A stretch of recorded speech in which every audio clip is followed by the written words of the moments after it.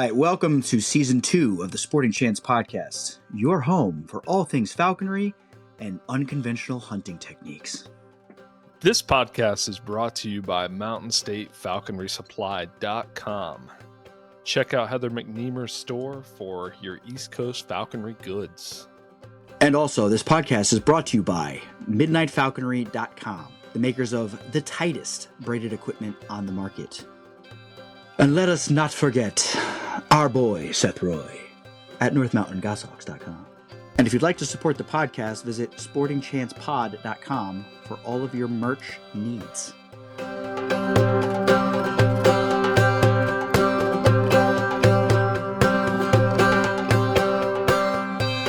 right, George, welcome to the Sporting Chance Podcast. Good to have you, man. Hey, thank you. It's great being here. So why don't you introduce yourself to those of you who don't know you? So my name is George Rochac, and I have a small company called American Rat Busters. And we use patterdale terriers to detect rats in the city, in the urban. So it's a little bit different for what the dog was made for. But I've been doing it for almost 8 years. And I've learned so much in 8 years. It's unbelievable. I mean, the dogs are awesome. The rats are unbelievably smart. They are.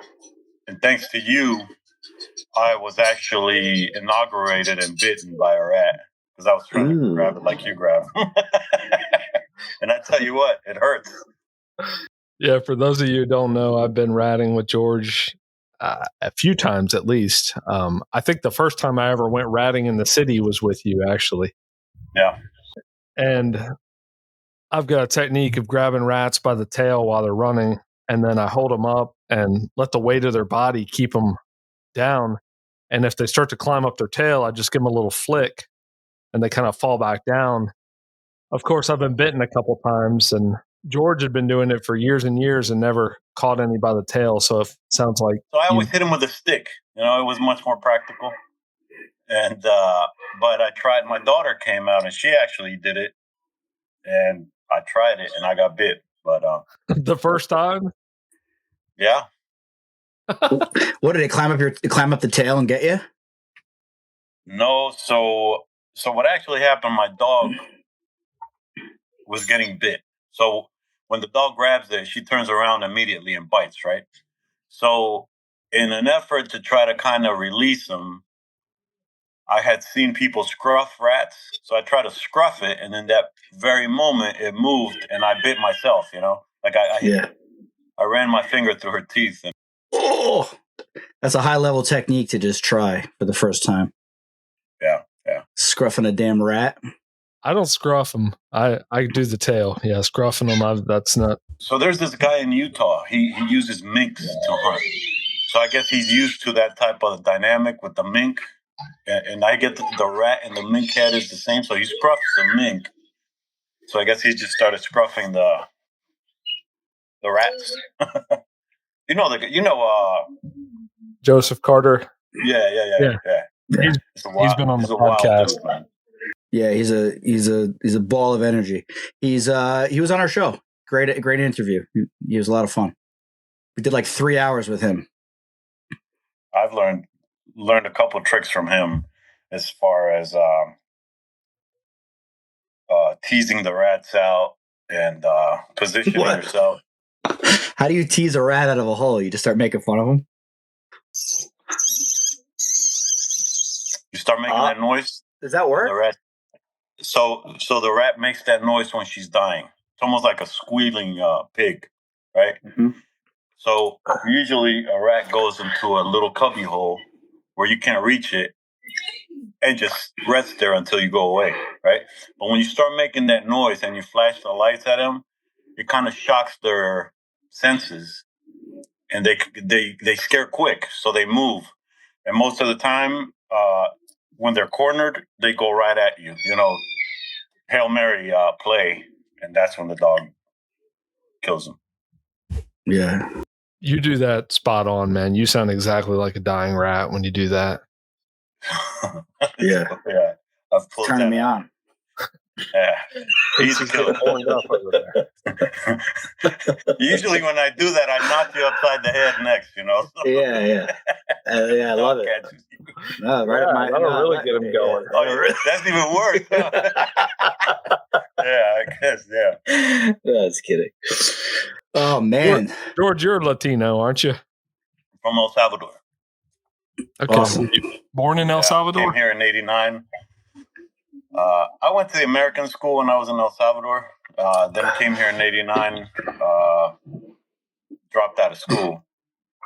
Then I went in the Navy, and they gave me. I got my citizenship, and I've been here ever since, man. Yeah, awesome. good for you. Casey's married to a Latina from Argentina.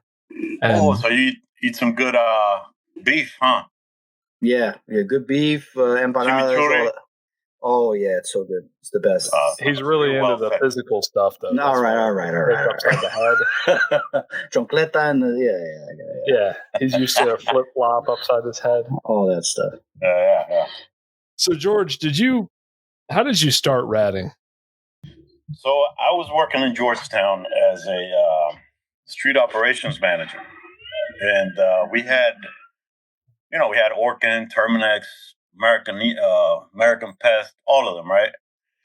But we still had rats. So one Thursday, my boss told me, there's some dog people coming and they're going to look at the rats. And it sounds kind of weird. So why don't you go out there and check them out? So I went out there and Linda was there, Linda Freeman. She's awesome. Lots of knowledge. I learned a lot from her. But I was freaked out, man. This guy's grabbing rats by the tail with no glove.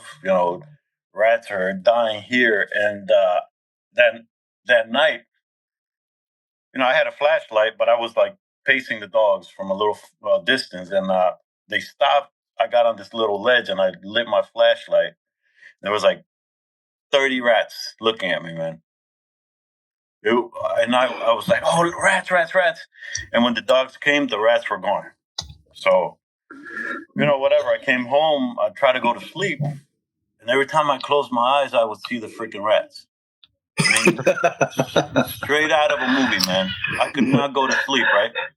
Next week comes, and my boss is like, hey, they're coming again this Saturday, so can you go check them out? So that's when I met Barry Cuda, Marshall's dog. It was a black patterdale, and I swear that dog is a human being. He was a human in the. He just couldn't talk. He was very well trained. This particular thing that it sounds exaggerated, but we stopped at this alley, and we've been in this alley before. There's a big fence, and we kind of had to squat down and light with the flashlight. Next thing you know, I'm showing Marshall like this with my finger, and the dog grabbed my hand with his mouth. I mean, my finger with his mouth, got it out of the way and put his head right there, man. And I was like, wow, this dog is communicating. And Marshall shocked him because he thought he was going to bite me. But I said, he didn't bite me, man. There's no need. He's like, I've never seen him do that. And then after that incident, every time I went hunting with him, I just kept my eye on Barry. And the dog, he was like a cadet, like a little soldier, man. He would just walk in the room and he would do the same thing. He would go the same way, check all the spots. And we went into a bakery. And I think Marshall was pissed off because they hadn't picked up some traps, right? And Marshall was like, man, forget that. I'm not going in there if there's traps. My dog's going to get caught. So I went in there and I had Barry. And he took me right to where the rat was, man. But there was nothing there. And I turned around and he went back in there and he looked at me and I dug a little bit. Boom, he killed the rat. So I kind of sensed a connection with this dog, man. Like we were communicating by mistake, but he was letting me know. So then I went and got another dog and it was rough, man. The first night, he had already killed. So it was like my first. He had killed with Marshall, actually. So I go out with him and we walk by a trash can. We hear a noise, and he's like, "Oh, a rat!" And I'm like, "Next one, buddy. We'll get the next trash can," because I just wasn't sure of what it was to go and kill a rat. So by like the fourth, fifth trash can, he was like, "Come on, man, stop being a punk and take me by the trash can. I got this." And he's got about 7,000 kills. Wow. Yep. That's your current male. It's Jax, isn't it? That's his name. Yeah, I got Jax. So you went out with Marshall and saw his patterdale work, and then you went out and got your own. Yeah. Okay. All right. That's awesome. Jax is a serious dog. Dog. So when I got him, he was the last one in the litter, and I guess nobody had gotten him. And he was real nervous, dog. He would bark at everything. He barked at me. I took him to a couple of vets, and they told me, you know what? Don't breed this dog. This dog is no good. Because he would get nervous, right? And it was floor. It wasn't carpet. So he would get nervous, try to get away, and he would get even more anxious and nervous because he couldn't run. And I was like, no, this is my dog, man. I can't just give him away because people don't like him.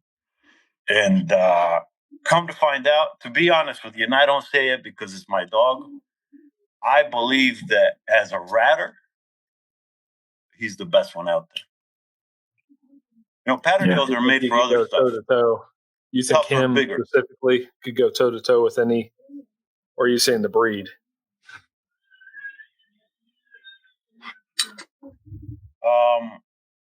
So Jax and Mia are different. They're the same breed. They're different. They're different bloodline. But I just think his obsession. I haven't seen another dog with his obsession, except for Barry. Mm-hmm. Remember the last time we went out ratting, he took a bite in the mouth and he was just pouring blood throughout the night after that. And there was still no quit in the dog. He was still gung-ho after every single rat. Yeah. Yeah, he's tough, man. He's a tough customer. I wonder how he would do against like a fox or what's the other ones they hunt with them? Everything. Like raccoon, groundhog. Yeah, like a tougher fight. I'm sure he would do fine, but I consider him that's his. He would just get an injury out of the job. He's a professional, and I just choose to only rat him. Yeah.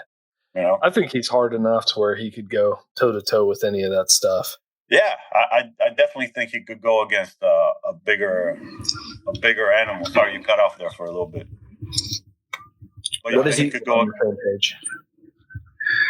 I was going to say, what does he weigh? What's like his weight? 18 pounds.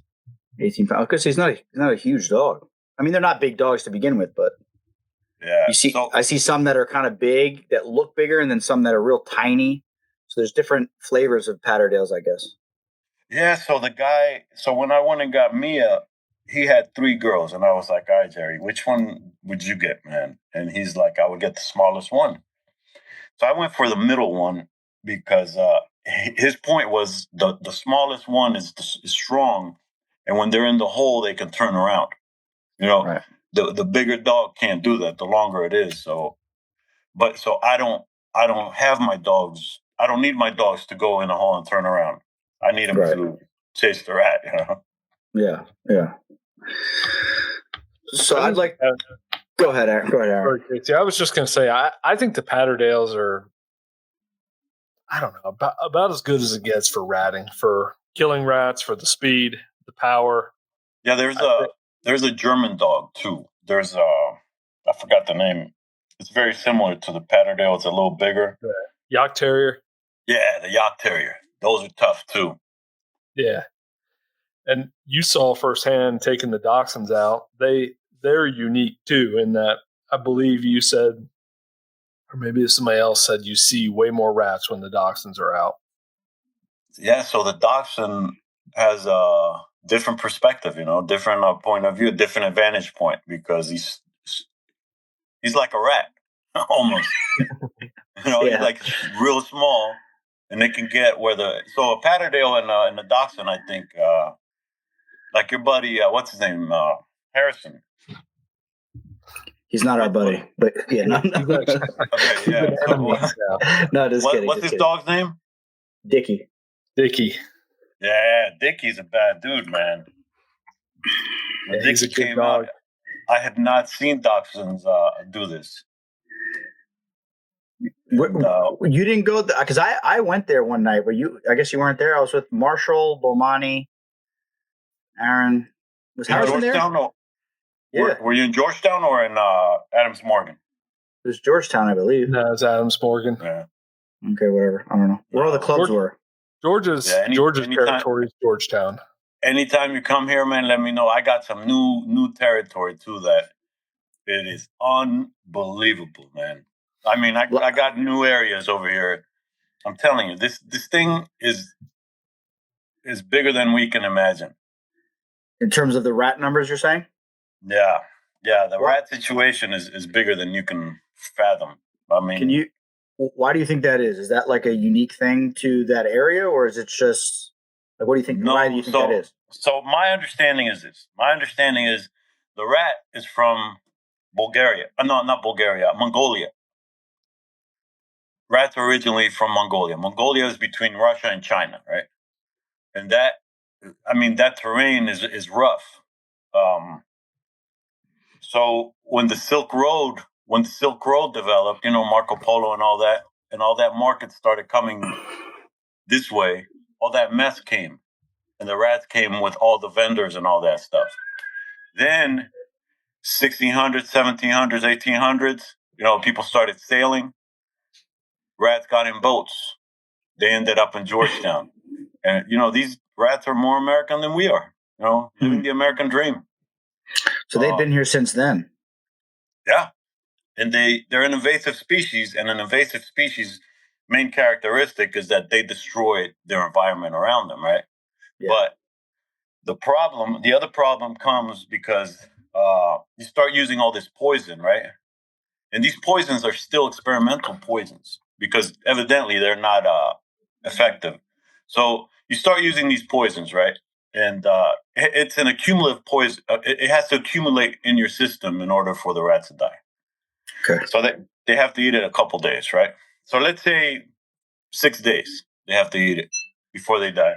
So on day 3, that rat is going to be real dizzy and real stupid, right? So here comes a hawk or an owl or a fox, whatever, eats the poisoned rat, dies himself. So now you're countering nature's rodent control. Yeah. And for example, in Israel, in these farms, what they do is they build these boxes for owls to come. So every certain distance, there's an owl box. That owl does the rodent control. So, and on top of that, we're poisoning our rivers. The Potomac, all that. Imagine all the poison that comes out of New York, Chicago. It's true. All those bait boxes are rat hotels because if you have beans and rice over here and you have apple tasting poison, I don't know. Maybe they have some of the poison, some beans and rice on it. They make themselves a plate, but but it's inhumane. Not only is it inhumane, it's not effective. If it was effective, all these years of using poison, you would think we wouldn't have any rats anymore, right? Right. But the numbers are there. I see it. And like you said, it's a little rat shelter. A lot of times you walk up and you kick the little bait box and a rat runs out of it. Yeah. So you think so the dogs? So what do you think is like? I'm not trying to play devil's advocate, but like, do the dogs make it more of a difference than the poison does? Like in a, what I mean, in a number, like a numbers game. So let me ask you real quick. What do you do for work? I'm a plumber. Okay, there you go. So plumber is a big system, right? So sometimes you gotta send a detector in there to see what's going on, right? Once you detect what's going on, now you're going to send a rooter or you're going to use chemical. You're going to make a decision out of. Well, first I get paid for the inspection, and then we go forward with whatever else we're going to do. Amen to that. I like that because my problem is I sell the inspection and I sell the analysis.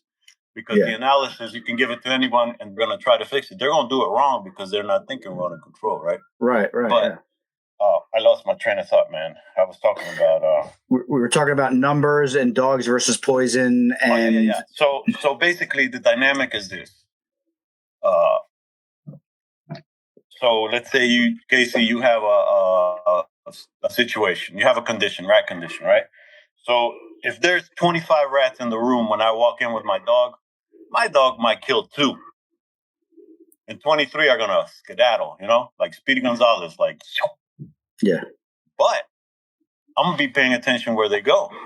So my dog is not the rodent control. My dog is the detector. Got it. My dog detects and lets me know what I have to do in order to have a integral system like trash management, structure integrity, in and outs, burrows outside, So the dog is pretty much the director of operations. He's going to tell you what, he's going to decipher it for you. You know what I mean? I see. Okay. George, I got a question before we get off topic. A lot of people ask about the rat poison and our fear of the dogs being exposed to it. Yeah. What do you have to say about that? So the poison, the rat doesn't have a throw up reflex. So when it eats the poison and then the rat and the system of the rat feels the poisoning, it can't throw up, right? Okay. So that's in the rat system. So the dog doesn't actually eat the poison. The dog comes, puts his fangs through the rat, shakes the crap out of it, drops it. So it has minimum contact with the blood. Okay. And it doesn't swallow anything. And once it starts getting sick, it can throw up. There's still going to be damage to the system, but he can still recover. Has Jax ever thrown up, you think, from exposure to poison? Negative. Thank God. He's killed over 7,000 city rats that have all been exposed to poison, and he's never had an issue. Never had an issue. Thank God. And I pray that it's like that. No, you know what? He's a very healthy dog. His biggest issue is his back paws. His back paws, like on Sunday, he's twinkle toeing because he pulls, So I got to put some lotion on it and heal it and stuff. And then he gets bites. Put little booties on him. No, not man. Walk him around with a little jacket and little booties on. I tried those boots, man, and it was the funniest thing I ever saw. It was like a ballerina, 3 feet, not 2 feet. It was funny, man. But I imagine once he's wearing them and I put him in front of a rat, he won't remember, right? Yeah, he'll just take off. So I might try. So this is your career is rat control and management and analysis for the city, I'm guessing, or the town? So I was doing it for a business improvement district. I did it for them for almost 7 years, I think. Okay. 6 years. And then, so I was street operations management, and then I went to rodent control. They got another street operations management. So I had the opportunity to really, really go out there to every single cavity of that area, of that district. And I know everything in that district because the dog took me there. I followed his lead to every look. And after that, I got laid off. But I had already... So the issue was that public space and private property, right? So then I started doing some private property little jobs like covering holes or putting mesh wire up. And, the whole idea that we had come up was to come up with a business to do it. So I went ahead and opened an LLC, and it happened by itself. Like people called me, hey, somebody told me about you. Oh yeah, I know that guy. Next thing you know, I have a big thing. Everybody, and the key is to be, you can't be greedy. You're not gonna get rich off one job. Right. The more you get into really abating the problem and fixing and finding solutions, the more you're gonna develop. The dog is gonna develop more. You are gonna develop more, and your business is gonna develop more because you try to dig as deep as possible to get to all the conditions. Like it's like ground zero, right? When you go to a war zone, you got ground zero, and then ground zero is expanding. But the perimeter around it, as it expands, everything is safe, right? I see. So as you kill the rats and you secure stuff, that's what I learned. So you're working for private businesses, or you'll get like a restaurant that cares about you and calls you, but Yep. like I just like you could go to like you mentioned a bakery. You can go to a bakery one day and secure the entire bakery. But if the Chinese restaurant next door is just leaving trash everywhere and their kitchen's untidy, and that's going to have an effect for the whole area. So Well, you have to focus on that border. Right. You have to focus on that border, and then you have to go talk to the Chinese restaurant. And then, so you could basically, okay, you find yourself in that situation. You have to hold on, hold fast, and keep pushing. So you fix the bakery, and they did everything you asked them to do, because that's the biggest problem. You go to a place, and you tell them, in order to fix the problem, this is what you got to do. Oh no, we can't do that. That's too much. That's this. That's that. So then I'm just going to be here forever, right? Right. Yeah. Because they're not going to do it. So okay, but a bakery like that, you would have to clear the bakery, make sure it's coming from the left, and then start like a process with them. Like I told you, this date, this date, this date, this date, and it's still affecting your business. That's against your rights. Yeah. So now you can take it somewhere else, because nobody wants your bakery to be on Instagram with Mickey Mouse and Minnie Mouse fighting. Right. Yeah. So then you would get the city involved, but you have to do it in a gradual way, because it is a public space. I mean, a public health issue. Yeah, I would imagine rats. I understand. It just seems to me like there should be like something that the town or the city or the jurisdiction that would like mandate certain things, because you could tell the Chinese restaurant everything you need to do. I mean, I've been in these kitchens before doing plumbing work, and let's just say I would never eat anything that they serve based off what I saw in the back. I don't eat there anymore, man. Yeah, and I'm sure you've seen it too. Oh yeah. So it's just like, yeah, it seems like it's like an uphill battle, because if the bakery wants to spend the money and have quality, product, they keep their kitchen clean, spotless, all the culinary, that whole culinary thing is like all about cleanliness and cleaning, and then if the next door doesn't want to do that, it just becomes like a nightmare, and you could tell them till you're blue in the face, they're not going to spend any money on it. Yeah, but on the contrast to that, I'm not going to say any names, but do it. I'm just kidding. No, just kidding. You're fine. This restaurant owner, big tough guy, whatever, and the restaurant had big issues, man. Had tunnels, freaking walls were out of control. We're talking a high, top dollar neighborhood with freaking third world country, right? And I told him, off the cuff, you know what? If it was up to me, what I would do is I would wrap this whole building with mesh wire, right? Yeah. I said, if you wrap this whole building with mesh wire, maybe get a cat and fix this thing, maybe you wouldn't have any mice. Month and a half later, I come by the restaurant. He's taking all the facade off and wrapping the freaking building with mesh wire. Wow. He took the drywall and he put tile. Smart. and he got a fat cat. You need a skinny cat. Mice or rats?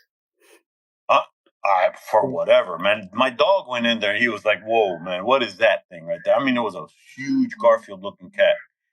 But the moral of that story is, whoever wants the building more is going to keep the building. Right. Either you want it more or the rats want it more. So you're going to have to take it as far as the rat wants to take it. You know, it's just a matter of who's more aggressive.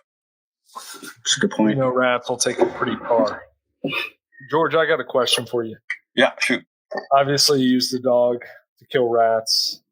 You said you're not a big fan of the poison. What methods do you use to kill rats? I know you do exclusion, which keeping them out. But what do you? So use gas, drywall, or dry ice? I don't know what the drywall. Yeah. Yeah. So I use dry ice, and I use like a regular engine with a hose. Ah. That suffocates them in there. I use a lot of mesh wire. And how about live traps or snap traps? So my bait boxes are different. So I actually bait it with like a cattle feed. Okay. It's a big cage, and you put cattle feed on it, and you just leave it in there for a couple of weeks, maybe. Then you come in, you take the pin off, and you put the feed up again, and then the rats just come in there and fall because they've been eating there for 3 weeks. You have like one of those, like it's like you see on like social media, and it's like a 5-gallon bucket with one of those things with little. No. But this is a cage.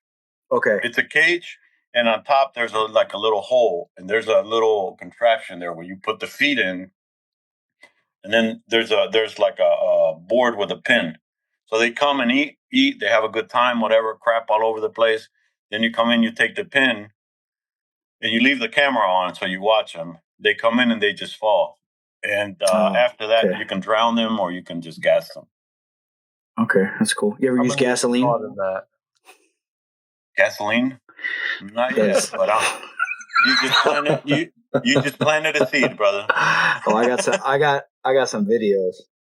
Yeah. So also not for the city. Yeah, I know. Also, the pellet gun is good. Pellet gun is very effective. Okay. And then the snap traps.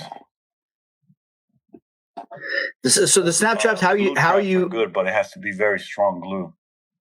Yeah, okay. Now with the snap traps, are you baiting the snap traps, or are you just putting them like on like runways where they're running through? And oh no, I bait them. You bait them, you have to tie it, put some really good stuff. Yeah, are you using like the ones like the black ones that you squeeze and they click open? Yeah, the Raptors, I think it's called. Yeah, there's like a Tomcat one. I have a couple that I've used. Those things are nasty. They'll hurt you. They'll break your finger or something. Yeah. But they're real sneaky, so you have to like put something real sticky, like some resin or something that they have to like lick and get involved and reposition, and boom. Because it's funny, you wanted a rat story, right? So I got these little trail cameras, right? That I position in suspicious places to see what time they're coming through and where they're coming from and where they're going, right? So I had it on. It was like these crazy traps that it's like a little gas tank, and when the rat hits the lever, it's like boom, like a gun, right? So I had the camera to it, and the big rat comes, smells it, and she backs up. Then she comes back, and a little rat comes. The big rat's like, "Go ahead, man, come on, stop being a punk," right? The little rat goes for it, dies, and the big rat just goes away. So it's like she was sending the little homie, Yeah. And the other one, the same camera, but the rat came back. I bullshit you not, man. Came back with a pencil. Tripped the camera and ate the food. I mean, tripped the trap and ate the food. With it had it in its mouth or something? Yeah, it came back with a pencil. Boom, the camera got tripped, and it ate the food. Oh my gosh! You got a video of that? I'd love to. I'd love to see that. I can see if I can find it. That's epic. I've seen some stuff like that before. I've seen some stuff with. I've seen them throw stuff at the trap. I've seen them use their fingers to pull the food out. I've had a couple jump at me, vengefully jump at me to bite me. When I'm not with the dog, it's a different rat. It's if you walk through the alley and you make sudden movements and you look at them and they look at you, they'll come at you. They'll come at you. Like I dodged a couple the other night with no dog because I like to do inspections with no dog to see how to trap them. Yeah. Yeah. They're nasty. They're nasty suckers, man. Yeah. So George, how do you start your patterdales on rats? That's a very you get a good question right now, don't you? Yeah, it's a very good question because there's a lot of fear involved, man. It's like your children, you know. So Jax, when he was 6 months, since I had to go walk with him with the crew, because it was part of my job, I would just take Jax. And when he was 6 months, there was a half-dead rat that the dogs left, and he picked it up and carried it like 5 blocks. Then a couple weeks later, Marshall put him on top of a trash can, and he came out with a huge rat that bit him. And after that, he was shaking. He started shaking after the bite. He started shaking, and then ever since then, he's been obsessed. Now, Kuma's 8 months right now, and he's got six kills. So 4 weeks ago, I went out with my buddy. He took Jax, and I just wanted Kuma to follow Jax, and he killed the little one. And I guess it's to be honest with you, Jax trained me. I had to establish some obedience and some in-house manners, but as far as work, a lot of people use these shock collars in different methods to submit the dog, right? But I believe they submit him at the wrong time. You kind of have to let the dog go and see what he's got to say, or see where he's. That's how you find most of the rats. So it's interesting because when people come out like you, Aaron, I don't think you're like this because you have other. What you do is pretty cool, man. With the bird and the dachshund. To me, that's like another level. But when you go out when you go fishing, for example, you catch a fish and you get a little adrenaline shot, right? And then you want to catch another fish. So dog people do the same thing. They have the dog, and all they want is their dog to kill a rat. And I get it. That's the sport. But when it comes to using the dog as rodent control, you got to have a broader rat catcher in England in the 18th century type mentality. You have everything you do has to be related on how you're going to get them. And the dog is a great tool for that. So I really think that the terrier instinct in these dogs is just, like I said, Barry seemed to be like a regular person. He just couldn't talk. Their instinct when it comes to ratting and having a partner comes out of there. Comes out of them. I don't think there's nothing that I did that could have made this. If I was in charge, he'd be an idiot, man.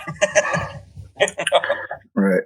So are you trapping young rats and at your house and stuff and letting them chase them around and kill them? And no. I had that plan. I took a PVC pipe, put some holes in it, and took 2 covers because I was worried that he wasn't going to kill. But as soon as I took him out with the dogs, he fell right in.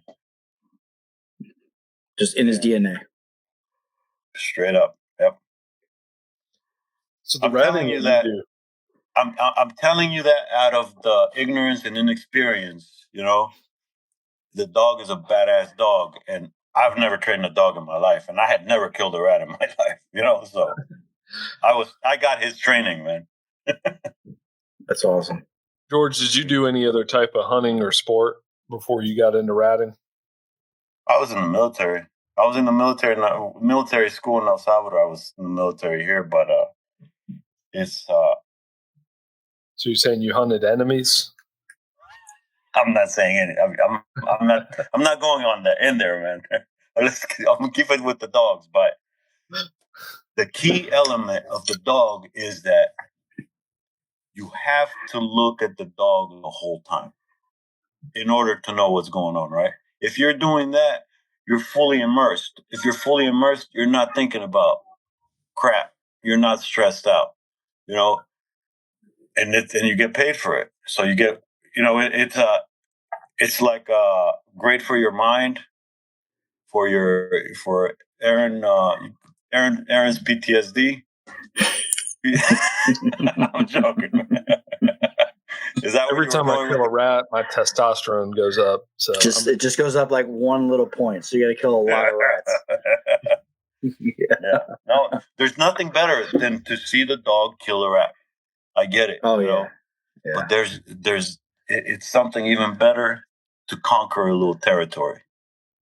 I got spots that I go by there, and people are, let's go over here. I'm like, there's nothing there, man. And they're like, oh no, let's go over there. I'm trying to tell you, there's nothing there. We go there, and guess what? There's nothing there. So there is ways to do it. Clean them out. Yep. And you secured. So check this out, right? So if you have a big condition behind a restaurant, you got rat holes everywhere, you got holes in the building, you got trash cans with holes and everything. The ideal thing is 0 rats, right? So what do you have to do? You got to get the rat holes, you got to get the building free of holes. The whole point is to make that space free of rat dwelling and rat eating. The transitional rat, you can work on that. Put some traps, get a cat, whatever, a dog. But what you want is no rats living there or eating there. And that, I think that's the solution. Yeah, that makes sense. Well, we take issue with you saying cat because we don't really think cat. Yeah, that's been just rubbing me the wrong way the whole time, but I've just been keeping it to myself. We don't like cats on this show. Yeah. Even though I spent all day putting a freaking cat door. Yeah, cats. Yeah.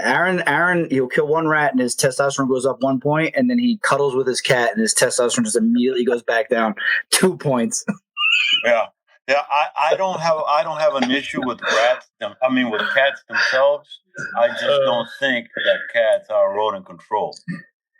Yeah, there's a couple. I think it might have even been Joseph, but he was saying that cats really. They don't kill as many. They don't they'll kill mice and stuff, but they're not really trying to deal with a rat. Even feral cats. If the thing is this, if you're gonna put a feral cat, feed him the minimum amount, and then maybe he's gonna want to go eat a rat, right? Yeah, or just feed him nothing at all. Yeah, but every neighborhood where I go, where they got cats, they got rats. They still have rats. Yeah, I won't say cat anymore, man. All right. No, it's okay. We're just joking around. Yeah, I'm not. I think they do a good job controlling mice. They will do that. They do a good job of controlling native songbird populations too. That's pretty much rabbits. They control rabbits very well. Yeah, they control my rabbits in my hunting fields. But no, cat. The dog. But the thing is this, man. If you ever been to South America? I have a couple of times, yeah. Okay, so I went to Dominican Republic, right? And we got off the boat, and there was these dogs on the pier, man. One of them looked like it had some pit bull in it, right? I said, oh, look at the dog. And we went over there 3 times, and the dog was still there with the same other dogs. Street dogs. Didn't get ran over by cars, didn't jump in the water and drown, didn't get killed, right? Because they're street dogs, like the rat.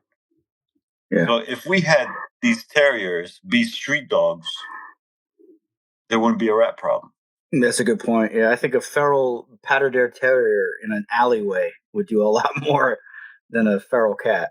Yeah. So, Yeah. but it would change all the dynamics. I mean, the Patterdale Terrier was designed to be chased on horseback while it's chasing a fox. And here we are walking it on brick, concrete, asphalt, in the city. It's like I respect the dog so much for being able to adapt. And I'm telling you, it's the best dog I ever had. That dog, if I, it, he understands what I say. I don't understand how. It is like my body language tells him. And sometimes I'm in a hurry and I gotta go to work, man. Like on that second, I'm like, "Come on, Jax, let's go." And he'll like cross his leg, light a cigarette. He's like, "Huh? Yeah. What you saying?" I'm like, "Come on, man, let's go." But when it's work time, there's no issue. That's awesome. Yeah, they're awesome dogs. Aaron, you're getting one, aren't you? Yeah, well, that's supposed to be a secret, but I would say Courtney edited this out, but I think the secret was from Courtney. Where are you getting it from, man? there's a dog Craigslist, I think. trainer No, I'm just kidding. allegedly getting one.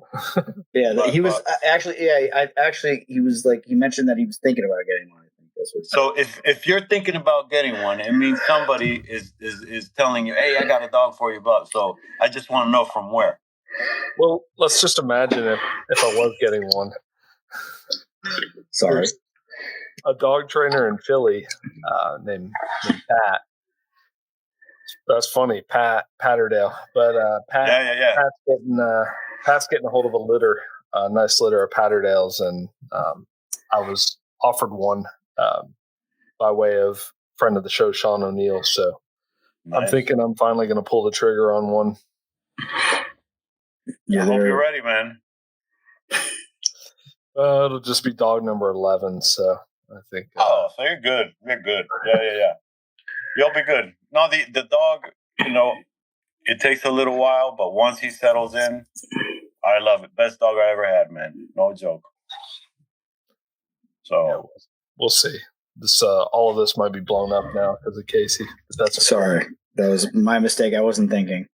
So there's so you have a small business devoted to rodent control and stuff like that, and then there's also a club, like a ratting club. Can you tell us about that? So the ratting club is up and down because it people moved.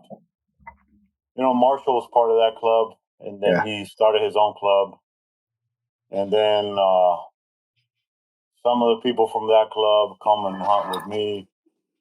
So I don't really look at it like a club. I just get a team of people that are motivated to go do this, and we go do it. I think it was the Rats Calendars with Linda. She was running that. It's the club. It's a nonprofit organization. They had some good intentions, good deals. At the end of the day, it's impossible because people are so, they're busy here. They got jobs here. They got to do. So not everybody comes out. People lose motivation. So it ends up being 2 people every night, and then every once in a while you get like more people to, come through. Right. And but I've been right now. There's some of the guys that were hunting with Bumani. I'm hunting with them, and these kids are motivated, man. They like what they do, and they have good dogs, and they treat their dogs really well, and their dogs respond. It's and good. I think that's what it's about. That's the thing I love about ratting is it's accessible to people. Yep. It's got to be the least pretentious sport on the planet. And if you live in a city and you want to get into sport, killing game, I guess they're game. I don't know. What do you think? Oh, they're game. I think they're. I mean, if I call one with my bird, I wouldn't like count it as quarry, but I think but if that you catch one with your dog, you're out to kill rats. You kill rats. There's nothing more fun or satisfying than killing rats with a dog. It's literally, it's so fun. It's the most fun. Rabbits? You consider them game? Of course I consider rabbits game. Yeah, for sure. So look, it all depends how you look at it. So over here, you look at the rat at 1:30 in the morning on top of the trash can in the dark. It's like the devil, right? Like mother of God, what in the world? It's the devil. I don't care how old you are and what you did. You're going to jump if it's coming at you, right? Not me. Picture, I'll stomp that thing. That's the devil, right? You see it at 1:30 in the morning in the trash can. Yeah. But picture this. What about a Mongolian kid that sees a little freaking rat running in the fields of Mongolia like a rabbit? It's still the devil. Yeah, me and you know that, but the little Mongolian kid thinks it's a freaking rabbit, man. I think he still thinks it's the devil. It's a Sylvester rat or whatever, a wild rat. Yeah. I don't know if y'all ever saw that show that was out, but it was called Rats. No, where do you watch that? It was on Netflix. It had it was from what's the guy's name, man? I forgot. The Cardigan, the expert, New York rat guy, ratologist. He had it, and he was talking about pretty much rat management. But he had a guy, a farmer in China, who had this humongous cage, and he would go from spot to spot collecting what the other rats that the farmers had trapped. And he would just put them in this huge cage on his back and go sell it to restaurants. And then the restaurants had like a Kung Pao rat. I've heard rumors that goes on over in these parts also. So my point is that it's cultural because their rat is not dirty. Right. Would you eat one, George? Negative. I think I did when I was in Negative. I'm looking at it now, George. The documentary is called Rats, and the director is Morgan Spurlock. That's the guy who did the Super Size Me McDonald's documentary. But it's Corrigan. What's his name? I forgot his name, man. But anyways, you should watch it. It's got some good stuff. You might not agree with some of the stuff they say, but like everything. Yeah, I'll watch it. Yeah, it sounds interesting. There's nothing else to watch these days. Yeah, but it talks about the cultural thing, man, and it's really cultural, like Japan, right? Japan, they don't have any trash cans in the street. People take their trash with them. At the end of a soccer match. Now, don't tell me you guys don't hate soccer and it's prohibited in this program too, man. Listen. I used to be anti-soccer, but living in a house with Argentinians, you cannot not watch soccer, and I've been getting. But you should follow Ronaldo and not Messi, man. No. None of that. None of that. Messi, Argentinian. Messi's Argentinian. Grew up in the city my wife grew up in. Yeah, he's the best. Ronaldo's. Listen. You could say anything you want about. We're not going to make this about soccer, but listen, Ronaldo's like 6 feet tall, super athletic looking, shredded. Okay. I already know, man. I don't even want to have this conversation, man. I already know. Messi's 5 feet tall, and he still beats him on every metric. So Messi is by far better. Because if Messi had the same genetics as Ronaldo, he'd be 1,000 times better. Casey likes him because he's short. I appreciate that, man. Exactly, 100%. 100%. But I forgot what I was saying again. It's cultural. Check this out, right? Yeah. So Japan doesn't have any trash cans. Israel does this owl thing, right? I went to Ibiza, right? This island in off of Spain, right? Yep. It's like Las Vegas is a choir boy compared to Ibiza, man. So I hear, yes. Big party, right? So I get there, and Kiko comes to the Airbnb, and he's like, "Look, guys, this is over here, this district over there. You want to go this? You want here? You want that?" He's like, "You guys want any hash? Coke, girls, we're good, right?" So after he did all that, he goes, "I have one favor. There's some big old trash bags right here. When you guys leave, before you leave, make sure you put all your trash in these bags. You walk down this block, and you're gonna see a little door. You open the door, you put the bags in there, and you make sure the door is closed, and you guys can go home. That's cultural trash management. So obviously, we're not doing that in America. Not at all. So in Japan, so in Ibiza, I don't know how they enforce that. In Japan, obviously, they'll whip you with bamboo. We know that. So how are they doing it in Ibiza? Like, how do you get like the culture to shift? Because obviously, most of this stuff with the rats is because of people not being diligent with their trash. You know what I mean? I got bears in my house. If I don't strap my garbage can to my deck with a ratchet strap, the garbage is all over my lawn in the morning. So I get a direct, if I don't strap it, it's all over my lawn. There's just a perfect equation. But with the rats, people don't see it. They don't know. They just throw their trash. They don't care. And then they don't have to clean up, the mess that you have to clean up, that you have to deal with the rats everywhere, infested. Yeah. So I'm very hesitant to talk about like the government and stuff like that. But do you think that there should be some sort of, laws or rules where like companies and businesses have to like abide by certain standards? I'm hesitant to talk about them too, but 100% there needs to be processes and procedures that are mandated and that are enforced. Simple as that. They came up with the recycling thing, right? Process and procedure, because they wanted to save the world, because in 10 years we were going to be flooded and burning, Right. That was like 80 years ago. Yeah. Right. But guess what? They turned the ship around and they created a freaking recycling program. That's effective or not, that's not the issue. But they created it. Yeah. I believe that a rodent control program needs to be a lot more aggressive. This is serious business. You know what Black Plague was, right? Yeah. So Aaron caught it. Yeah, when he got bit by the rat, he caught it. He said, "I can tell. I knew there was something different about you, man." Temporary effect on my testosterone, but you know how it spread? Fleas. I heard fleas on rats. The fleas on rats. You know who wasn't getting that stuff a lot? People that followed the Old Testament. Amen. People that followed the Old Testament because it has laws and regulations to handle waste and to stay pure. Like, you couldn't even cut meat with the same knife that you cut vegetables, because back then you couldn't wash it, so you would get sick, right? Yeah. So you would take the precautions with the trash to keep your perimeter clean and to stay pure was the term.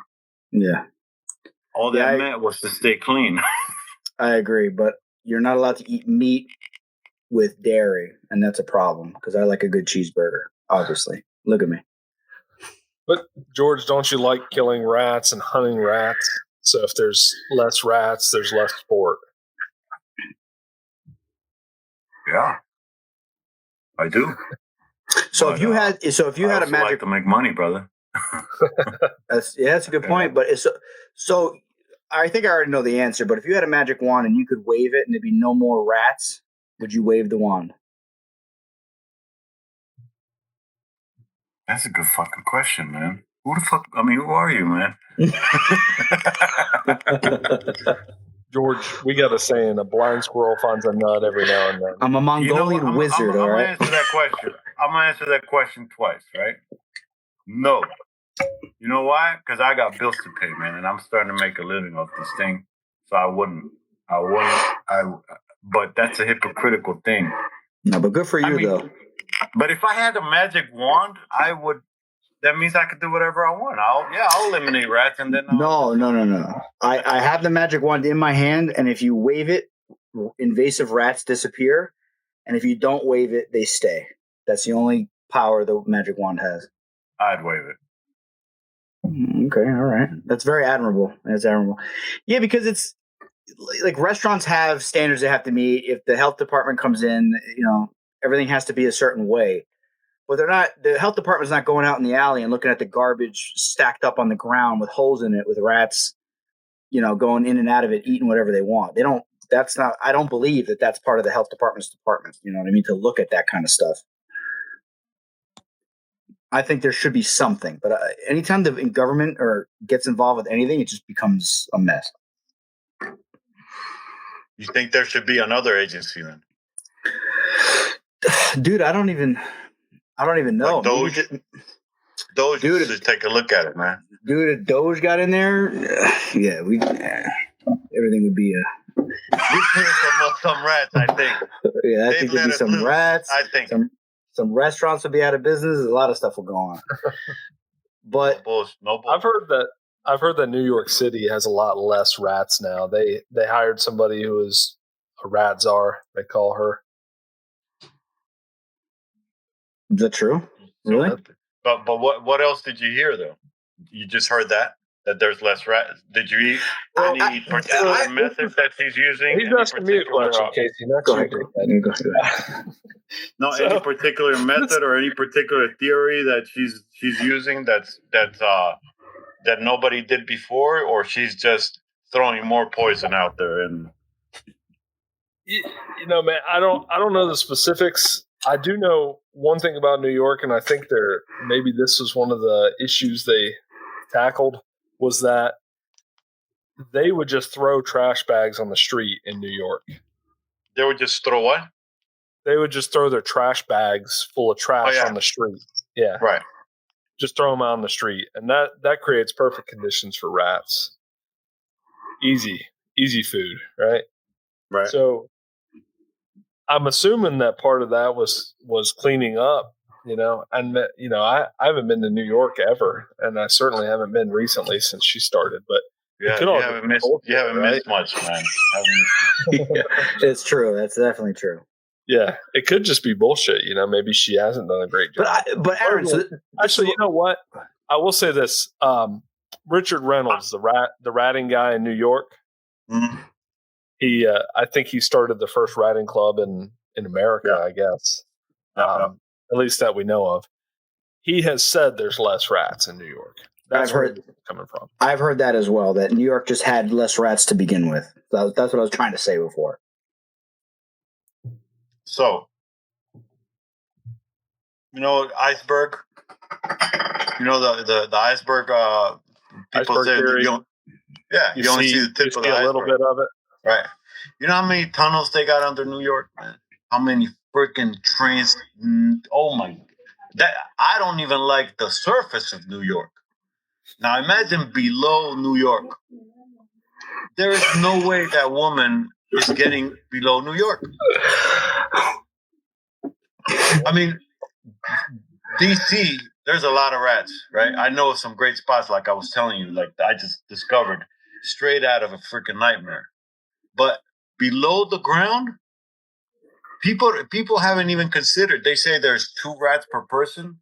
I highly doubt that. When they open, if you could pick up New York City like that, you know how when you pick up a board in the yard and all the stuff is under, and you could see all those rats. Yeah, I don't know. I'm very doubtful of a politician finding the solution for rats, man. As literally the last person that I would think would come up with a solution for rats. There's no way, especially a rodent czar. Unless they could find a way to What image you the rodent czar, George? I think I would vote for George over half these people. I think I'll tell you what, I would freaking make a full analysis, and I would come up. I would do it the military way. I wouldn't do it how they're doing it. You got to go and get them. Bamboo. I'm talking flamethrowers and all types of stuff. Everything's on the table, man.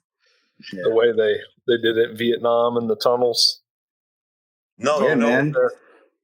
If you really have a budget to do this, right, you just establish districts in the area you want to take care of, and you number them, and you just go down the line.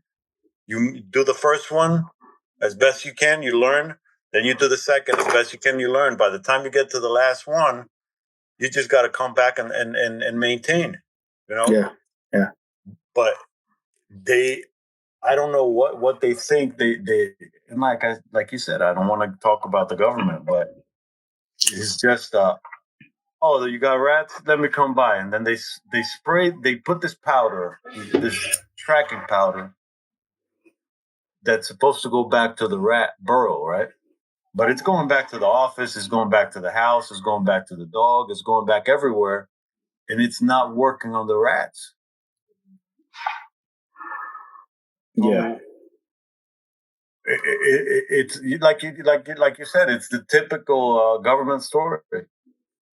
Yeah. They said if you want to run out of sand, put the government in charge of the Sahara Desert, man. Oh yeah, they'll find a way to screw that up. I think. I mean, listen, I'm not an expert, but I just think like the garbage is like the biggest thing, don't you think? Yeah, it's very complicated. Like the garbage is what attracts the rat to your property, right? Yeah. The garbage is what you can take away for the rat to stop coming to eat, right? But the sewers are full of stuff. Like you talk to anybody in the city, they're gonna tell you the sewers are full of rats. They don't need to come up to eat. There's plenty of stuff down there for them to eat. But I know it's disgusting, but it's nasty. So you're just not getting rid of them, basically. No, I think it's whack-a-mole. You can deal with them at one location, yeah, but there's always going to be more elsewhere. You have to have a consistent effort against that force coming at you because they're charging at you consistently. They wait till you go to. They're like little demons, They're just sitting there. Look, I want to do like a little freaking what do you call that when you talk over animals? Voiceover. I want to do a voiceover of a rat. Can I curse here? For sure. Yeah, go ahead. All right. So I want to do a voiceover of a rat in DC and the white dude or the dude leaving his house. All right, honey, bye. Oh, look at this motherfucker. He left the fucking door open. Oh, he left the trash can. Yeah, he dropped the crumb. We gonna get that one. Something like that. Because that's exactly what they do. I've watched them. It's like a cartoon. Like I'll go in the yard, treat with ice, seal it with mesh wire. I'm sorry, what? I have a question for you. What's up? So I live outside of Charlotte, North Carolina, and there's like no rats in the city of Charlotte. Of course there's rats here and there, but it's not like it is up in DC where you could go out and see 100 rats. Right. Why is that? That's a good question. Apparently, somebody told me Philadelphia used to have a freaking terrible rat problem, and they did a surge, and they remedied. But somehow, I don't know. I don't know why Charlotte. Maybe they have good trash management, and the rats go elsewhere. Maybe their port authority did a good job keeping rats away from them getting in, or I don't know. Well, we're not on the water, so that could have something to do with it. Yeah, it could. I mean, but you still have the other supply lines. You got trucks, and there are rats in this area. Orkin puts out the list of the rattiest places in America, which I think that Let me list tell you is something. bullshit. Don't believe a damn word they tell you, man. We're on the same page. Don't believe that bullshit. And I don't know if I'm more nervous about talking about the government or talking about Orkin, man. Because what? Can you fill me in on what Orkin is, man? It's a big pest control company, right? Okay. And they just bait. And they tell you, oh, yeah, you got them over here, and this is their route, and we're going to put the bait box here, and the rats are going to die. It's a psychological game. They're playing you psychologically because if you're let's say you run an Italian restaurant in DC, And before, whoever set it up was an idiot and did not figure out that they were going to have to throw garbage out. So they didn't put together a freaking trash management program, right? So they just filled the place up with, you're desperate. And you come out of work and you're like, my God, I got this, and that, and I got freaking rats. And you see that little black box and you're like, oh no, I got a guy for that. It's like it represents a solution, but it's a problem. It's not a solution. In the meantime, your rat problem in your restaurant is getting worse and worse and worse and worse. And you're just polluting everything with poison. I mean, I know this restaurant, this guy, he just comes in and as soon as he comes in, I leave because I don't want that on me and I don't want that on my dog. The poison? But this company is making billions, man. I wouldn't doubt if they were up there close to the trillion. Wait, so Orkin is a pest control company putting out surveys on where the most ratty places are in the country? Mm. Oh, that's like me as a plumber putting out a survey saying the most clogged drains in the country. you should call me because your drains are going to clog.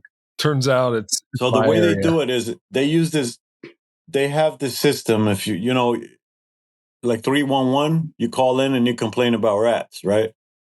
So based on the areas that call in the most is how they determine the most rat activity. Does the 311 number go to Orkin or does it go to somewhere else? Because we can call 811 around here to see where a power line is so you could dig a hole. Yeah, like what's that called? Lady something. I don't know what it's called. I just know that we call them before we're going to dig up a sewer main to make sure there's no gas or anything in our way, so we don't kill anybody. Right. No, you call 311 in DC. So I guess every city does it differently, but I guess Orkin takes those numbers and because what we did, we had them go to certain areas, and they left these bait boxes, and apparently, theoretically, the technician comes in, opens the bait boxes, rebaits it, and logs his name, logs his info, saying Friday the 18th at 21:23, I was here and rebaited. And then you got a pattern, but that wasn't happening. And I would ask, how many rats have you killed? They couldn't give me a number. I'm like, is it getting better? Not a clue. So once you start walking these places with a dog, you start seeing the difference. When you get there, you see 20 rats running away. Next weekend, you see 10. Wow, there's no rats over here. Maybe they're coming at a different time. You start looking at different patterns. But if you were to ask me about that particular alley, I could talk to you for hours about it because I know exactly what's happening. I know whose fault it is. I know who hasn't done anything about it. But Orkin doesn't do that. There's a pretty clear correlation here. It sounds kind of like you're like the holistic doctor that looks at the entire patient versus like the pharmaceutical industry that just kind of looks at the problem and then sells medication to fix the problem. That just kind of treats the problem rather than fixing it. So you're supplying something that's going to really make a difference, and then they're supplying something that's just kind of like a Band-Aid for the problem that makes the business owner or restaurant feel good about it. Am I seeing that correctly, or am I making that up? You're right on it.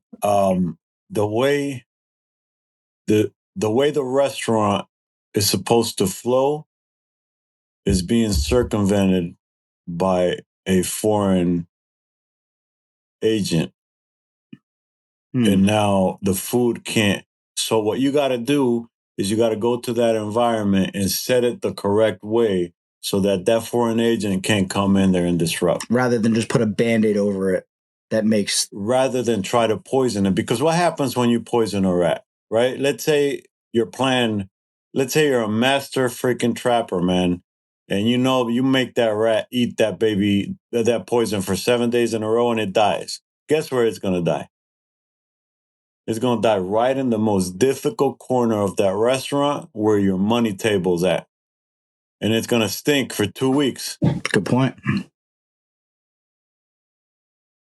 So it is just, I don't know who the guy that came up with that is, but it's not effective. And you got to get highly trained to use it because it's so dangerous. Who are you poisoning? Right. What's happening here? Like, why are we bullshitting about poison in the city when there's rats? You know, I know of people that have babies in their house and they got rats in the house. I couldn't sleep. I could not sleep with a rat in the house. My dog could not sleep with a rat in the house. Yeah. You know, imagine exposing your baby to that. We've all heard the story about the baby getting chewed on in the middle of the night by a rat. I believe it. It shouldn't be happening in this country. This condition should not be happening in this country. There's other countries that don't have this. So, George, tell us some crazy rat stories. So there's this one store, and I would go by there like at 3 in the morning, right? And one night I went by, and a fat rat, man, was crossing the floor with a freaking Cheeto in this, and had a Cheeto in her mouth, and was like walking. I wasn't even running, we were just walking. So I stopped. I hit the flashlight. She took off, but I stood there. 2 more rats come. They go behind, and they go get the Cheetos, right? And I'm like, they must be watching a movie over there, whatever. So I'm behind the door, and I did the sound. I'm like, I hit her with the flashlight, and I'm like, I'll send you the video. I hit him with the sound, and the rat stopped and was like, looked at me like, how does this guy speak rat, right? And then it went away, and I come back, and it went away again, whatever. So the next day I go into the store, and I'm like, hey, man, you guys have a lot of rats, and he looks at me, and he smiles. Thought it was funny. I guess he's from,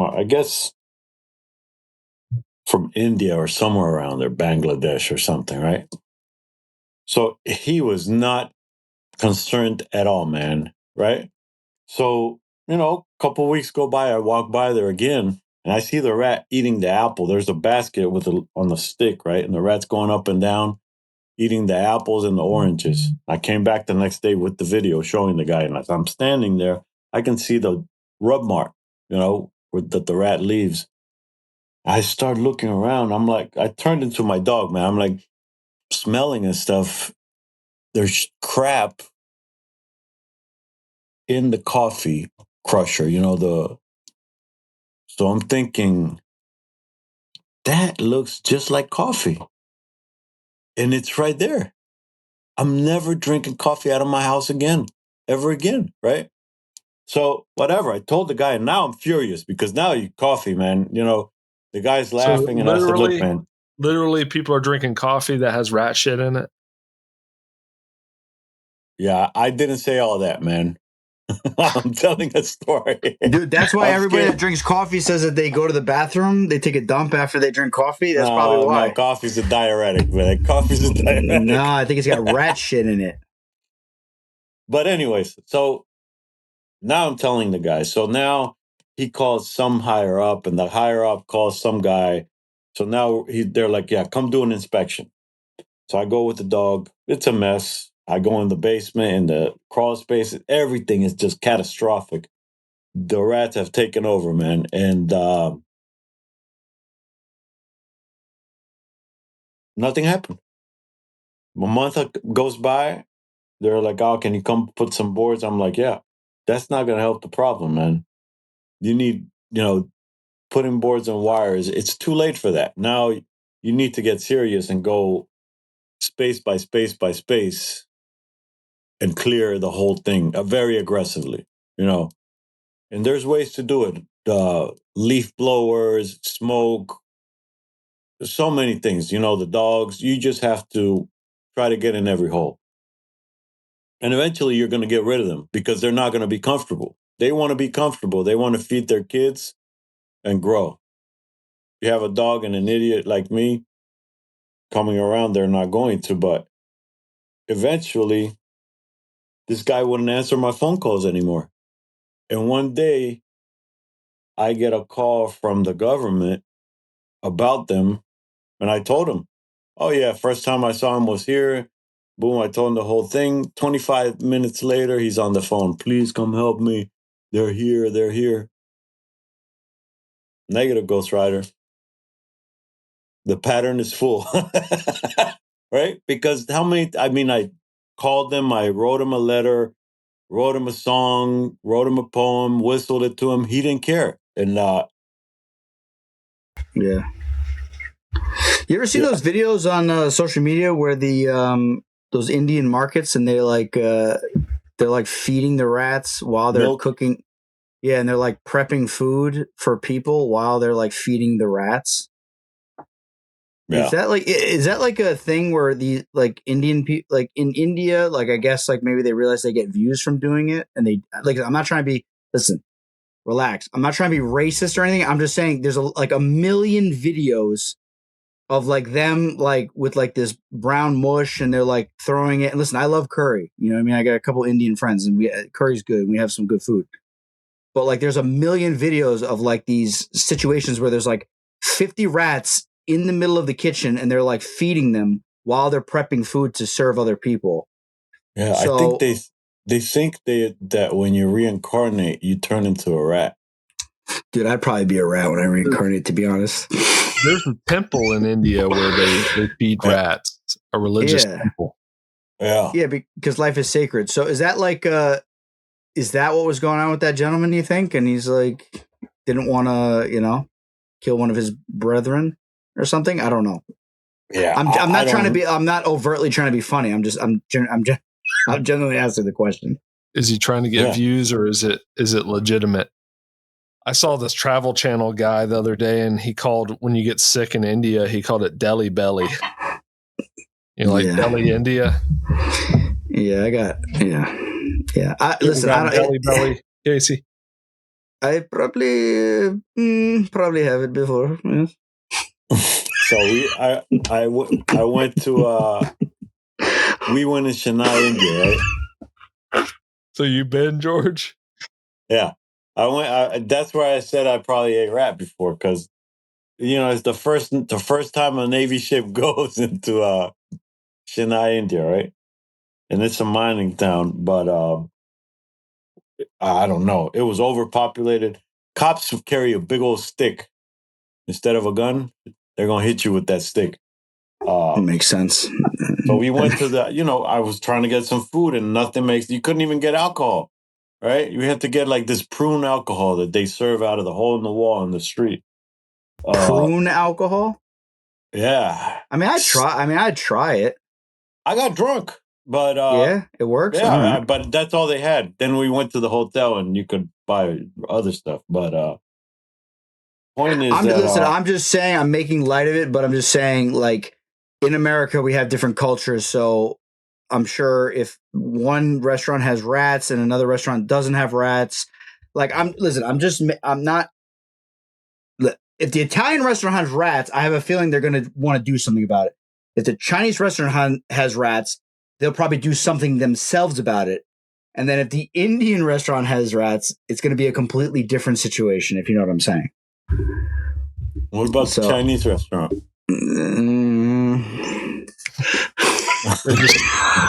They see one, they just knock it into the fryer. General Chow's rat, I guess. I don't know. Listen, I don't know. I just to get restaurant. Listen, I go there and they have a clogged drain and there's sewage on the floor. I've literally walked into these places and the drain is clogged and there's sewage on the floor and they're cooking food to serve people and they will not spend the $500 to have me snake the drain because I'm too expensive. So to have you come in with your dog and do a survey, I can't, you know what I'm saying? Like, I'm not making this stuff up. Like I know where you're coming from. You go in and say, we got to do something about this. And they're like, oh, you're too expensive. I know a guy who'll do it for $50. You know what I mean? And it's like, it's an uphill battle. It's an uphill battle. Lack of, people need to have values. It's a cultural thing, ethics. You're handling people's food, Yes. I'm very particular 100%. about what I eat, right? I put in, I've had problems with that all my life because, especially now, because people are like, I see very high-end places that I tell myself, how is it possible that this falls through the cracks and that this can become this? I mean, how do you let it go? Why don't you have I mean, this is your product. Literally, this is you. This is what represents you. And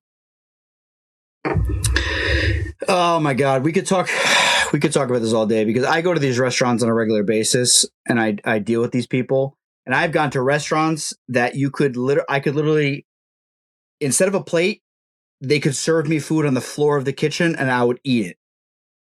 Pristine, clean. They strip and scrub the entire kitchen at the end of every single day. They clean and sanitize. Correct. I've been in restaurants just like that. And like the outside, the front of the house looks exactly like the back of the house, just pristine. And then I've gotten to places where the front of the house is a lot different than the back of the house. And it's like, I get what you're saying. I know where you're coming from. 2 months ago, I go to this restaurant, right? And I'm watching them close it up and clean. And, you got Julio over here going with this and then mopping and picking up and rolling. And everybody's working, right? And I looked at the dude and I said, why don't you guys get one of those backpack vacuum cleaners? You vacuum. They're powerful. They're like a Dyson. You vacuum everything, counters and all. Then you wipe them with a cloth. You swap the floor, and you're done. You are sanitized. But right now, look what they left. And I showed him what they left behind, right? And the manager turns around and he goes, oh, but if I do it like that, I'm going to have to do it every day. And I was like, how long have you been in this industry, man? You're supposed to do it like a couple times a day, not just once every day, because that's the problem. Yeah. And you have these high-end elite people that go eat there, and it's like they're eating garbage, man. Yeah. Yeah, the food may taste good and everything. Listen, for people that don't know, a kitchen is akin to a high-end kitchen is akin to a hospital bedroom, like a hospital like operation room, like an OR. Like they scrub from like 6 feet up. I'm talking white foam scrub all the way down to the floor, over the grill, over the counters, mopping it into floor drains and clean it. Like that's what a real kitchen is supposed to look like. At the end of the day, midday, they clean. They do a full sanitation of the whole entire kitchen. A lot of restaurants don't do that. And if they leave any little bits of crap around, that's what the rats are going to eat, the mice, the cockroaches, all that stuff that you hear about in the news and all that stuff. So, and everything is tight. Money is tight. So selling people on having a guy with his dog come in and do a survey, it's like the last thing on these guys' mind. You know what I mean? So it's like, it's just until something happens. Dude, you should just start threatening them. No, I don't need any trouble, man. Like, I don't need any trouble. I'm already trouble. I don't think you want to see. I don't think you want people to see what goes on back here. It'd be a shame if anybody found out about this. You should probably just pay me. Yeah. No, I'm telling you, it's like you're the rat guy, right? So immediately, and these are freaking big restaurant owners, right? Yeah. But I believe everybody can figure this out if you invest time thinking about it. Like a plumber, plumbing is not an easy job.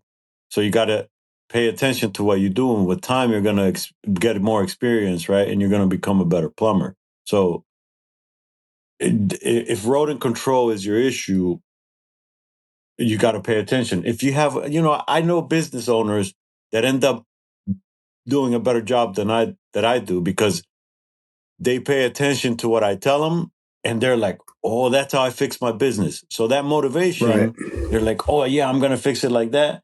Then I show up the next week, and they're like, "Oh, look what I did," and I'm like, "That's outstanding work." That you're on the money. Yeah. But it's like if they learn how to. It's like Trump. Here we go. The whole time, he knew the tariffs were there, right? And he said, "Oh, let me fuck with these little tariffs real quick, see what happens." Boom. That's where it's at. He knows the system, right? The plumber, I can look at the color of the faucet and the design of this and the whatever. That ain't it. You know where it's at. You know exactly where to go to identify where the misflowing is, right? Right. So that's what it is. If people took pride and care of their perimeter, the outside will take care of itself. Yeah, yeah.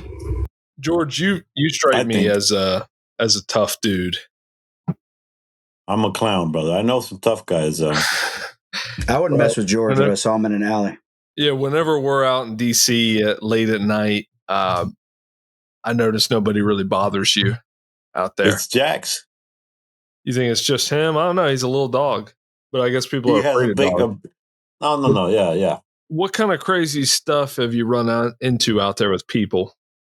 Oh, you name it, man. I mean, I've had people tell me they're going to stab me. I've had people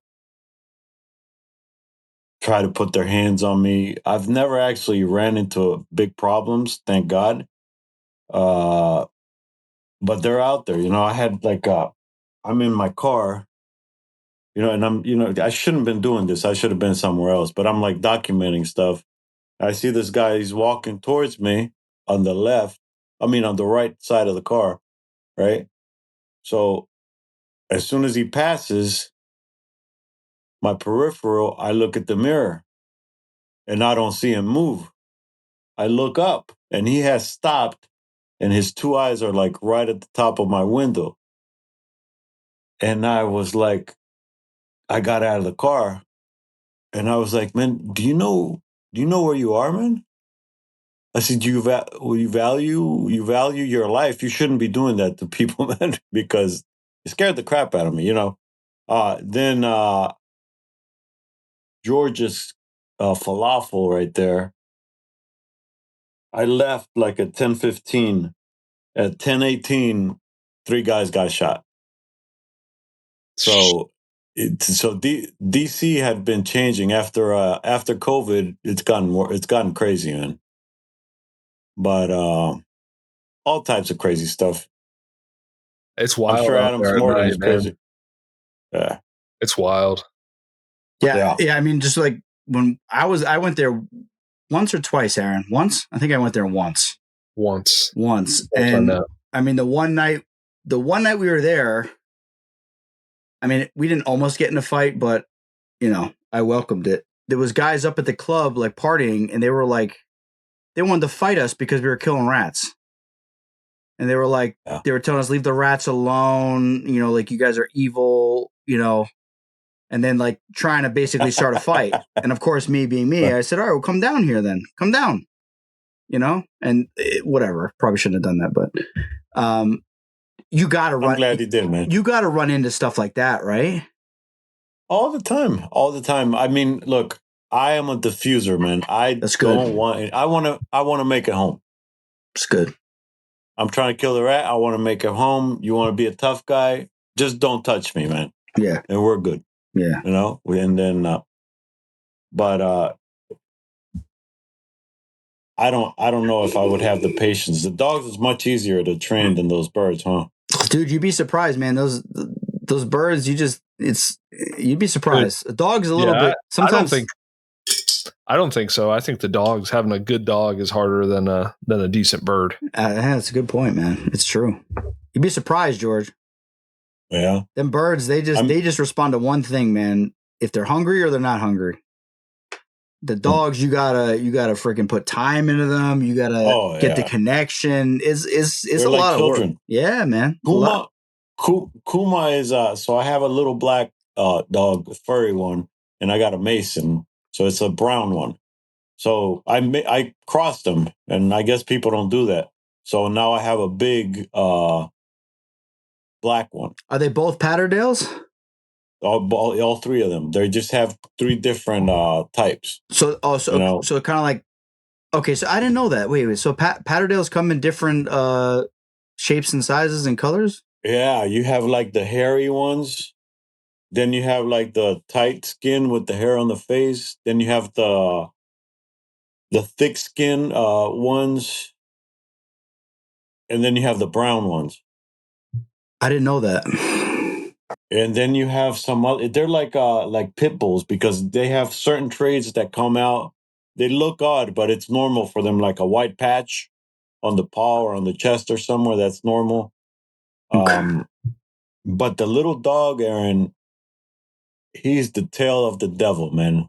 I'm telling you, that motherfucker is crazy. Jax is calm and he's crazy hunting, but this guy, he's both. He's like but he's got a lot of puppy still in him. And you bred two different, like I don't know what you would call it. Lines. Okay, lines. Yeah, you bred two different lines of patterdale together. Yeah. Fascinating. Patterdale people are tough, man. They're like, oh, you don't know what you're doing, or how. I'm like, calm down, man. Look, I know you guys kill all that game and stuff. I'm focusing on rats. That's my thing. Just having a little bit of fun, right? Yeah. Well, George, I don't think that's just patterdale people. I think that's just people in general with dogs or birds or whatever, pick whatever it is, reptiles. There's always some tension. Yeah, there's always a motherfucker that knows everything, right? Correct. 100%. Okay, fine, man. That's fine. Yeah, you win. All right, you win. Yeah. George, we lost you when you started telling the story and you said your daughter was with you. It's probably a good story too. What story was it? You were telling a story and you said your daughter was with you, so that changes everything about. Oh, so that changes everything. So the guy, he starts getting crazy, and then he like did some movement, and Jax barked, right? And the guy started cursing at Jax like he was going to hit it. So I grabbed my stick. I said, don't fucking touch my dog, man. And then he started saying some stuff about fucking people up. And so I was like, okay, let's call the police. Because I don't want to shoot this guy on a Saturday night. And I don't want my daughter to go through the stuff. Let's call the cops, right? So the cops get there, man. And you're not going to believe it, but 15 seconds before the cops get there, the guy comes out, crosses the street, and jumps on the bus. Right? So the cop gets here. He's like, what's up, man? I said, hey, man, look, this guy, he was saying this, talking that. And he had a problem with us going behind the building. So I'm wondering if you want to go check it out. He said, don't go back there. I said, yeah. He said, don't go back there. So I don't know what he had. He's like, well, if he said, don't go back there, I'm not going back there. I said, but you're the police, man. He's like, yeah, but it's only one of me. I said, man, it's four of us and you. And I said, and I got the dog. I said, you're going to need a bigger dog, man. I said, well, don't you have a gun? And the guy, he refused to go in there, man. What? And so, of course, we went in there. And there was like cushion or whatever. But if they can't chase the criminals like that, what makes you think they're going to want to chase the rats? The rats only get dealt with when somebody's ego or somebody's money is being affected. If there's something in Instagram, something's going to happen because people don't want to look bad. That's a good point. And they don't want to look money. Yeah. So that's an advantage for people in the industry, but it's a terrible advantage for the public. I mean, disadvantage for the public, because they open these awesome spots across the city, like the newest bakery or the newest technique in culinary arts and stuff. And I walk around the backside and it's like, negative. I'm not eating that, man.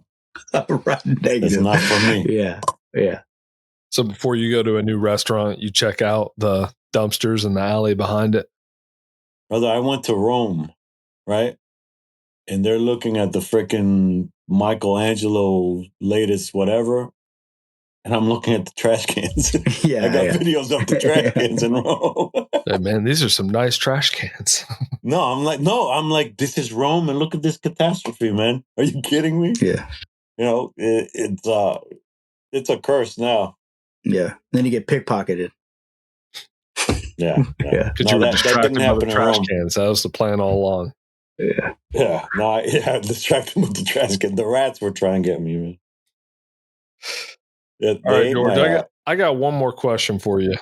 And you may not know this one, but what's the biggest rat you've ever caught? I think it's one. I don't know. I'll get back to you on that one. But it was pretty big. But there's no 2-pounder, if that's what you're getting to. I don't believe there's a 2-pounder out there. Is that like the white whale kind of thing in the rat community? Like the 2-pound rat? Yeah. What would you do if you killed the 2-pound rat? I would be happy. Kill the monster. I feel like I'd have to get it mounted or something. Man. I would stuff it and put it in my living room, like. I mean, for real, man. I'd love to have a stuffed rat. A 2-pound rat. I feel like that's not that unattainable. I mean, there's some big rats out there, man. No, but 2 pounds. There's like I've gotten to like 170 something, maybe 180, but not 2 pounds is like. It's a lot of. I don't think the rat would mutate into that because it's not convenient for them. The rat, their rib cage is like, it runs like that. It can go this way and this way. Right. So, and then it goes like that. So if their cranium fits through the hole, they can do that and go through. But once they eat, they're stuck. That's a good point. Because their ribs not going to do that, right? It doesn't make sense for them to get that big. It doesn't. And if science is, I'm Christian, I believe in God, but if science is what they say and they're mutating into better and survival stuff, it won't go that. It wouldn't go that way if I was nature, Yeah.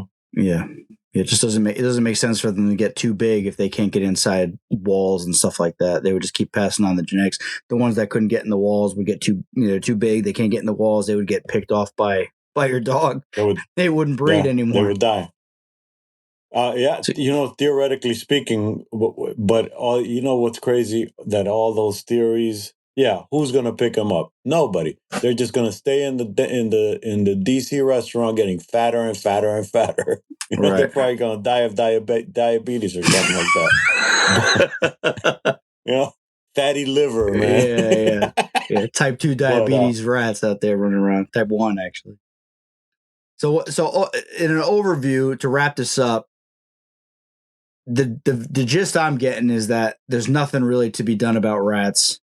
If you take a holistic approach or a commercial, big pharma version of rat control with the poison, the poison stations and stuff like that. Either way, no matter how you slice it, there's really no way to kind of get rid of them. It's just always going to be an ongoing battle. Is that correct, basically?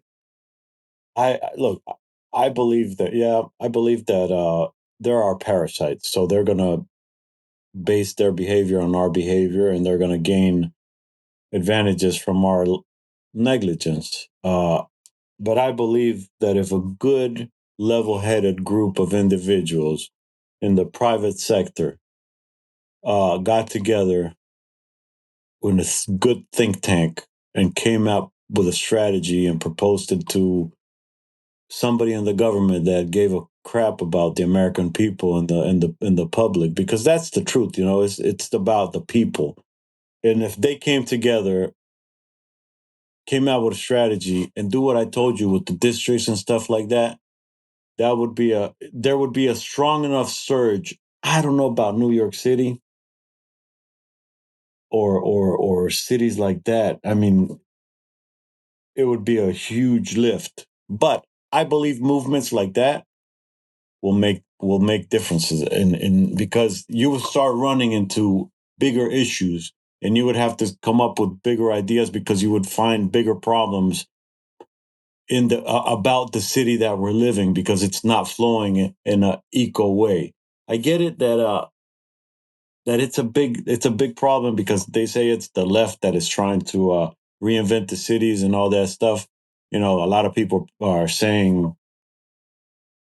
that cities are being burnt in order to be able to bring these smart cities, right? Uh, I don't know how true that is. I hear a lot of paranoia stuff. I'm paranoid myself. Me but too. Yeah, a little bit. But check this out. If you were able to build a city that had flowing water, that followed the natural way that the water flows, wouldn't that be an advantage? Yeah. You would have less problems, right? Because it would be you would kind of like adapt your city to the way that part of the world or that region functions. So as you start doing all that stuff with the rat, you're going to start discovering problems like that, and you're going to start fixing infrastructure. And I think it can make a difference, but it needs to be a mentality, and it needs to be a change of culture. And I think the country's at the right spot right now to change all these, not just that habit, but a lot of habits. But especially the trash management is just, it's like cleaning your room, like making your bed. I don't know. People need to secure their trash. Yeah. So what do you think we could do to implement that? We do Japan. Lots of training. You got to bamboo. Lots of fines You and whip lots people of with training. Lots of fines, lots of whippings with bamboo. I think it's the only thing that's going to get these people in line. No, you got to grab them by the pocket, man. That's a good point. Grab them by the money. Nobody likes that. I bet you if we started a trend, like a social media trend, where you don't eat at a restaurant, like these big, foodie people, they don't eat in a restaurant until they see the back of the house. I bet you these guys that want to get people in their restaurant would change their tune real quick on getting shit cleaned up. Bro, we would get assassinated, man. No, we wouldn't. You're telling me if you got these foodie, like these TikTok and Instagram pages that are all about food and restaurants, if they showed the back of the kitchen before the front of the kitchen, you're telling me that a lot of these guys that watch that kind of stuff, these restaurant owners that watch that kind of stuff, they wouldn't start getting the back of their house cleaned up and squared away and had got people like you in there cleaning it let's up? do it. Let's do it, man. That's the only way to do it, I think, let's man. do Change it. culture, brother, like you let's said. do that. I didn't hear what you, but that's a perfect approach, because you're not shaming people, but you kind of like, hey, don't get exposed. Almost like saying, if you don't fix it, I'm going to expose you, right? Yeah, That's basically, like I'm a foodie. I love restaurants. I love going to new restaurants. Everybody that follows me, I got hundreds of thousands of people that follow me because the restaurants I go to, I always start my experience with the restaurant in the back of the kitchen first. And if they started doing that, I guarantee you, all these restaurants in Georgetown, all these places, they'd be like, "Oh shit, I gotta get the back of my kitchen cleaned up. Hey George, come out here, get rid of my rats, make sure I'm good, because you never know who's gonna come in my restaurant." Yeah, that's the only way, man. That's the only way. That's the way you do inspections in the military. You announce them, right? Oh shit, the captain is coming. Guess what everybody's doing? They're making their bed. You cleaned it already? Go clean it again, man. He's not coming for 2 hours. You gonna clean that for 2 hours, right? It's that yeah, you're right. When the Department of Health is coming, that's a good approach. Yeah, I don't know what else can be done, man. Because you've seen the back of You want to You hear seen the the real back of the- bandit? Some real bandits in the story is and I'm hesitant to tell you, man, because Don't be, just do it. it's like this is the real mob, man, or the trash haulers. Okay. Catastrophic, man. Is it? Sometimes they come, sometimes they don't come. Sometimes they come at 9. Sometimes they take half of it because half of it spilled. It's not all their fault too, because they come at 9 or at 11, but the parking lot is full, so they couldn't do it because they can't pull the truck and they can't. And the space is so freaking. And it's like watching Itchy and Scratchy, man. The whole daily evolution. Imagine, right? Trash doesn't come until 9 in the morning. Restaurants close at 11 at night. So you put the trash out at 11, the feast starts. You know, then at time the people start coming. Like the rats are intermittent fasting over here, man. They can only eat in their eating window unless they're in the restaurant. The other thing is the evolution of the rat has changed so much, because back in the day you had summer, spring, summer, fall, winter, right? They would breed in the spring and they would like hibernate in the winter, right? But not anymore. Now, and Orkin doesn't mention that. They're like, oh yeah, spring is coming, so they're going to breed a lot more. Negative. They're using our technology. They're living in heated spaces, going outside to eat. Oh, you guys want to eat Italian today or Japanese? And they go to the other spot and they come back home and they're breeding. You know, everything. We have changed everything. They have evolved with us. You know, it's not like we're not cavemen anymore. We don't stay inside in the winter. We got trucks. You know. Interesting talk, George, man. I appreciate it, dude. Yeah, awesome. I'm sorry if I talk too much, man, but I get passionate about it. Perfect. No, it was great, man. It was great. It was an eye-opening conversation. It was, yeah. It's just, and I don't live in a city, and but people that do live in a city, I'm sure they experience this. And I think if you just just a simply opening, if any, like you said, George, and like myself being, a plumber, you being in the rodent control field, like we've seen some bad stuff, in kitchens where people are, serving food from. If half the people saw that stuff, they wouldn't go to a restaurant ever again until they knew that the back of the kitchen was clean. And, I think it's just going to be a cultural shift to change that problem and get people on board. George, if people want to get a hold of you for your services, how can they do that? Oh, they can. So they can email me or call me. My business, I'm American Rat Busters. Okay. My number is 703-505-0419, and it's Rochac Jr. at me.com. We do inspections with the dogs, but we do a general. We'll give you the broader. We're going to give you the blue sky. If I had unlimited resources, what I would do. And then we're going to give you the skeleton, the musts that you got to do to improve. But that's great. But no, I appreciate you having me here and to say all this stuff. You had some really good questions and made me think. So I think the best question is, what would you do if you've caught the 2-pound rat? No, man. The best question was, if you had to switch, would you pull it? Yeah. That was, I was on the spot real quick. I was like, damn, that's a hard one though. But I would pull it because it would be for the good of the people, the good of the country, man. Yeah. 100%, man. Yeah, I got Chinese food last night, man. I don't know what I ate. All right. Thanks again, George. Thanks, George. Thanks, Thanks, George. George. Have a good one, man.